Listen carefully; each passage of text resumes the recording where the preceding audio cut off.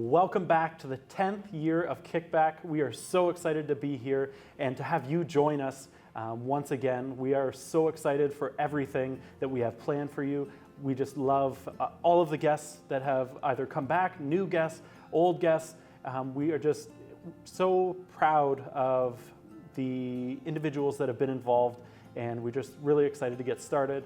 So again, this is Kickback presented by the Canadian Mental Health Association, Brant, Haldeman, Norfolk. Thank you so much to them. And we're just gonna jump right in. Kristine, welcome. Thank you, I'm so excited to be here. Yeah, we're in our fake living room here at Up Yoga and Wellness. Yeah, I know this space well. It's where I have my weekly Soma classes, so. Yeah, definitely. And so, somatics. You are a somatic coach. Mm-hmm. For the people that are watching, that maybe have never heard that term before, can you explain a little bit about what the concept is? Yeah, for sure. If you haven't heard about it, totally normal. Yeah. But if we break the word down, soma actually means body in Greek. So it's really about being with the body. So with the sensations of the body, with your internal experiences, your taste, your smell, your touch, all of that kind of stuff. So it's really just your relationship to the world through your body. Can you explain about how our body holds stress and trauma? And that's something that I've recently learned, and I think it's through my wife's interactions with you, is just that like your body keeps the score. Totally. And when I talk about trauma, I like to mention that trauma doesn't happen in the event, it actually happens at the level of the nervous system. So the analogy that I like to give, or the kind of explanation, is if you think of a race car driver, they train for danger all the time, right? But you think about someone who's in the general population, if both of those people had a car accident, the person in the general population, that could have been a traumatic event. Right. But for the race car driver, it probably isn't, right? So that's where when we think about trauma or like high levels of stress, it happens at the level of the individual or their nervous system versus like just looking at the event as a whole. But it's essentially when something was too much, too soon, or too fast. And so your body gets stuck in a protective mechanism and it isn't able to return back to the flow of life. What led you to this work then? I went through burnout a couple years ago, so my body was really screaming at me. I know we hear often that like the body will scream if you're not listening to its whispers. So I was having digestive issues, like migraines. I was exhausted all the time. I was sleeping for like 12 hours a day. I could feel that I was so disconnected from my body. And so I remember like one of my friends got into somatic work, like that's how I found it.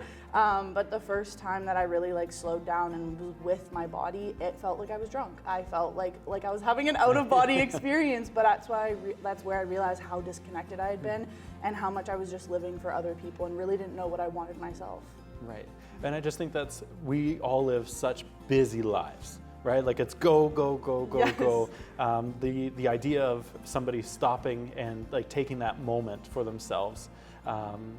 Some people struggle with that, right? Totally, and like I'll be honest, I didn't take that moment until it felt like my world was crumbling around me. And I remember calling my partner and being like, I don't feel anything. Like I had gotten to the point where like it was just so much constantly that I was like, I don't feel joy, I don't feel sadness, like I just feel like I've flatlined. And I was like, this is not how I want to live. So it does take a few people, and I'm one of them, where like you get to a point where like I can't live like this. But I hope that the work that I'm doing allows people to catch it a little sooner than that. Right, well, and I think that's amazing, right? And it's so great to see the individuals that hit those points of struggle and they find something that works for them. And then they're like, I need to teach others how to do this. Can you share a little bit about what maybe that, like those first steps into working with a somatic coach like yourself would be?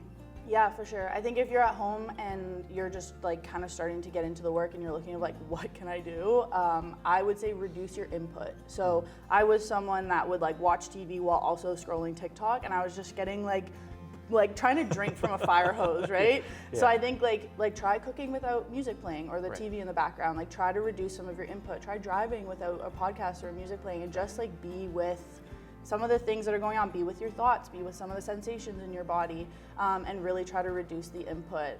I would also say like Up Yoga has an amazing yoga schedule, so like try moving your body and just like again reducing the input. So go for a silent walk and just notice what's going on. Maybe you feel your heart beating, maybe you feel your legs a little bit tense, but you're starting to build that two-way communication with your body. Right, and is that the simplest way to be able to start down this road through somatics is like just taking that pause and like noticing those things. It really is. It sounds so simple, but sometimes it can feel so scary that if you've never been alone with your thoughts, or it feels really scary when you are, that feels like you're absolutely crumbling someone's sense of safety. And somatics really comes back to the body feeling safe. And so if being alone with your thoughts or reducing your input causes you to be alone in that place of danger, it can feel really scary, but it really comes back to like, it is so simple as like, I sometimes put a timer on my phone and I'm like, check in with yourself. Right? And so it's just those moments to take a step back from the busyness of our day and be like, how am I doing? Right. Yeah. And like, so for individuals that maybe like, I think we all carry way more than we need to from past experiences. We carry that with us every single day. I like to look at it as like having a backpack just loaded full of stuff, right? And it's there, and I'd say the majority of it is stuff that we shouldn't be carrying with ourselves. So would somatics help with kind of unloading that backpack? For sure. I think I will never bash talk therapy. I think it's an incredible resource, but it does work top down. So you're going through your mind, your cognition, your thoughts as a way to kind of change your behaviors or change your body's way of moving about life.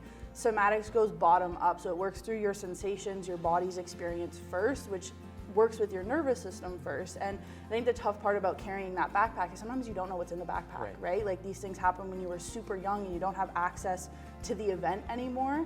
So by working through the body, you're able to access it in a different way if you don't quite remember it, or you don't have like like you can work through the sensations of the event or what happened through the body versus being like, I think this is what happened. Right. It's very individual. Again, we like to work with the sense of safety. So if someone is coming in and their sense of safety is quite strong, and we're able to kind of work with what we call pendulation. So working with like maybe going towards a bit of a stressful event, but then coming back to safety.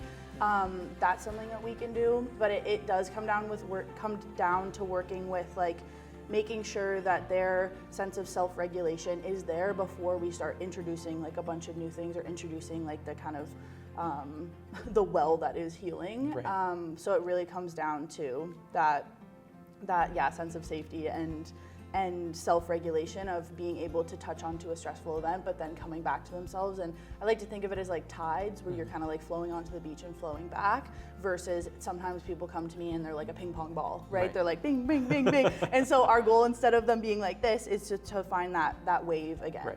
Right. And now is this achieved through movement and through like talking about this, or like how does it actually work? Yeah, so it depends on like what kind of containment the client needs. So some people like to understand why they're doing things, in which case we do talk it out a little bit more. And I'm like, like this is why I'm asking you this, like this is how your nervous system works, and they like to understand what's going on within them. Other people, it's like a silent session. And because things are happening at the level of the body, you don't necessarily need to talk about it. And sometimes talking about it or rationalizing it actually brings them out of their body and back into their brain or into their cognition. So sometimes it'll just be me asking about what are what sensations are coming up? Do those sensations mean anything to you? Is there emotion coming forward? Is there an image alongside those sensations? You know, can we just sit with that instead of trying to change it or force it to be something else? And sometimes like we can carry on an entire session where I'm guiding it through some of those questions and they're experiencing it in their body, but they don't have to tell me, because as someone working in somatics, I'm able to see how their body is responding. I'm looking at their behaviors. I'm looking at, you know, like are they getting more flush, or how is their posture in their seat? And so their body's speaking without them actually having to say anything. Is it something that works in tandem with like standard talk therapy, or is it like this or that? No, definitely in tandem. Talk therapy is really great for so many things, of just like having the insights that those therapists can provide. And the structure and everything. I think I always say it's a companion, it's not one or the other.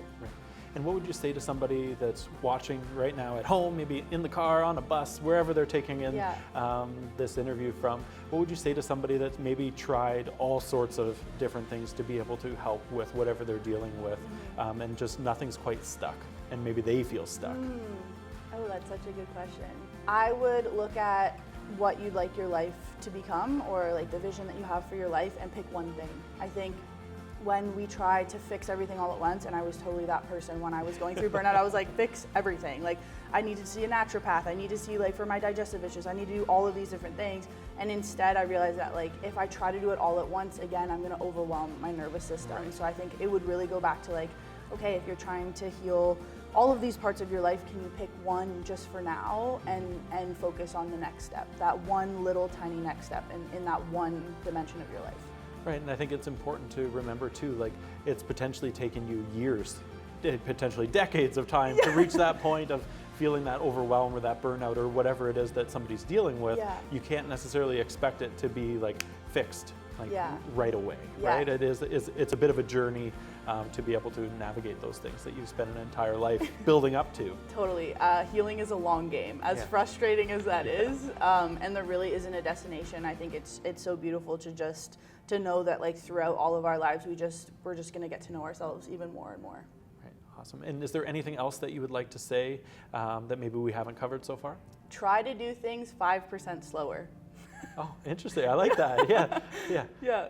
Wonderful. Well, thank you, Kristine, so much for joining us today. I really appreciate you taking the time to share somatics with us and the audience.